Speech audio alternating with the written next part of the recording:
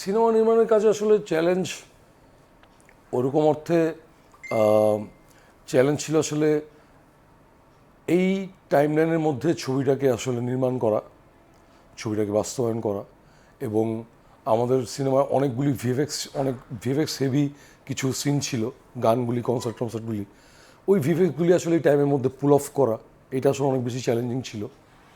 আর হচ্ছে গিয়ে আরেকটা বড় চ্যালেঞ্জ যেটা আমার কাছে মনে হয় সেটা হচ্ছে সাকিব খান।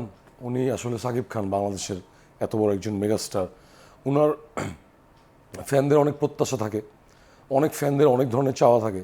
যখন আমি বানানোর প্রসেসে ছিলাম তখনই প্রতিদিন আমি নতুন নতুন মেসেজ পাইতাম, নতুন নতুন কমেন্টস পাইতাম যে ভাই একজন এটা চাচ্ছে, আরেকজন এটা চাচ্ছে। তো এই এত হাজার হাজার লক্ষ লক্ষ মানুষের যে চাহিদা, এইটা আসলে পূরণ করাটা অনেক চ্যালেঞ্জিং ছিল।